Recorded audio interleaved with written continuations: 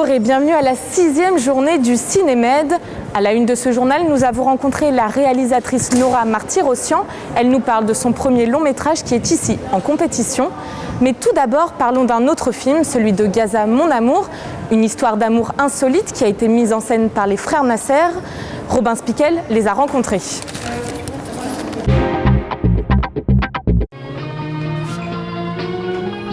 C'est l'histoire d'une génération, celle de ceux qui croient toujours en l'avenir et en Gaza. À 60 ans, Issa travaille tous les jours pour payer tant bien que mal ses factures. Pourtant, il rêve encore. Le vieux pêcheur est secrètement tombé amoureux d'une couturière du marché, et il compte bien l'épouser. Une aventure tantôt touchante, tantôt comique. Avec ce film, les frères Nasser mettent en lumière la résilience des habitants de Gaza grâce à leur humour. أنا إن شاء الله بلاقي لك بنت الحلال وبجوزك الجيزة اللي ما تندمش عليها في حياتك. أنت بالذات تندخليش. On peut le prendre comme de l'humour, mais moi je le pense comme quelque chose de réel, parce que c'est la vraie vie. Et l'humour en fait pleinement partie. Ce n'est pas toujours censé faire rire, cet humour peut aussi rendre triste. C'est une partie importante de la mentalité de ces gens qui vivent aujourd'hui en 2020 sous l'occupation, et cette situation est horrible. Une histoire d'amour à la palestinienne, portée par un duo poignant, Salim Do accompagné de Yam Abbas. Plus qu'un choix, une évidence pour les réalisateurs. Dans ce film, nous avons écrit le rôle pour Yam, et le personnage dont nous nous sommes inspirés, c'est ma mère. Quand je la regarde, vraiment, je vois ma mère en face de moi. Dans sa manière de parler, dans ce qu'elle recherche, dans sa manière de mentir et dans sa manière de se battre, ce sont les mêmes. Avec cette histoire, les frères Nasser tentent d'ouvrir un peu plus le spectre du cinéma gazaoui, pour montrer qu'au-delà du blocus et des tensions, l'amour et la vie persistent encore sur cette petite bande de terre.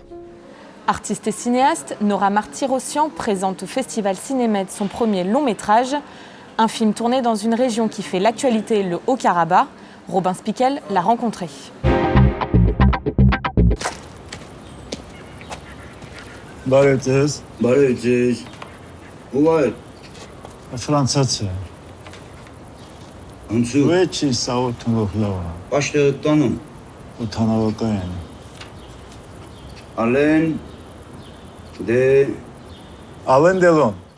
Nora Martirosyan, bonjour.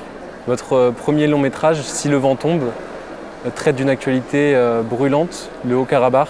C'est un peu un film d'archives que vous avez fait puisque finalement tout ce qui a été filmé a disparu.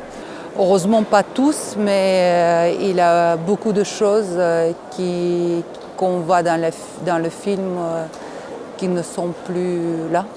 On ne l'a pas fait pour ça. On a voulu faire un film d'espoir. Malheureusement, au moment de la sortie du film, l'actualité l'attrape. Comment elle est née l'idée de ce film? L'idée est née de la rencontre avec le lieu. Et cette incohérence qu'il y avait entre ce que je voyais devant mes yeux physiquement et l'inexistence de tout ça sur les cartes du monde, ces paradoxes m'a vraiment questionné.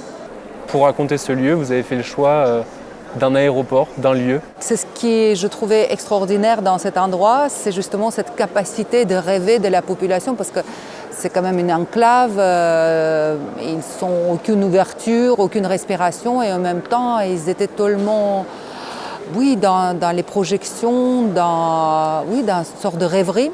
Vous et votre équipe, vous cherchiez à mettre en avant l'espoir. Aujourd'hui, qu'est-ce qu'il en reste de cet état d'esprit?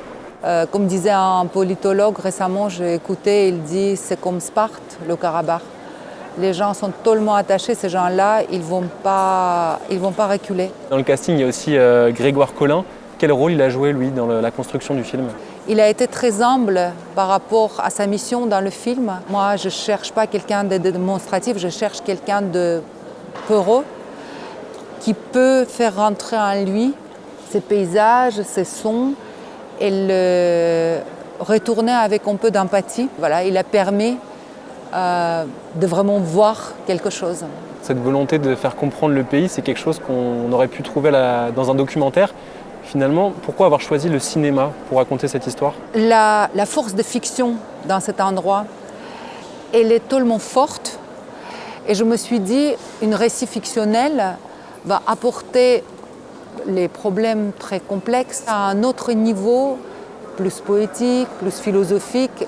Et il me semblait qu'avec le cinéma de fiction, j'ai plus de liberté. Nora Martirosyan, merci beaucoup de nous avoir accueillis et donné cet entretien. Comme chaque année, vous avez l'opportunité de voter pour vos courts-métrages préférés. Mohamed Errami et Colline Rongère ont recueilli vos impressions. À voter. Au Cinémed, les courts-métrages sont récompensés par 4 grands prix. Parmi eux, le prix La Gazette titre à film, décerné par le public.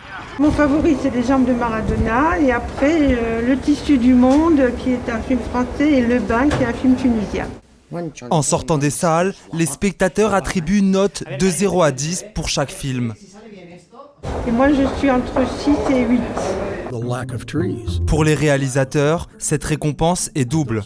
Elle permet de valoriser leur travail et d'être reconnus par le premier des juges, le public. Moi, je connais aucun des réalisateurs qui ont travaillé sur ces courts-métrages. Et du coup, c'est juste mon élan du cœur qui parle en premier lieu, puisque je ne suis pas parasitée par d'autres connaissances. Voilà. Au total, 33 courts-métrages sont en compétition. À la clé pour le lauréat, la somme de 1 000 € et 500 € d'aide technique pour un prochain film. C'est la fin de notre journal. Merci à tous de nous avoir suivis. Très bonne soirée à vous. On se retrouve demain. Bonne séance.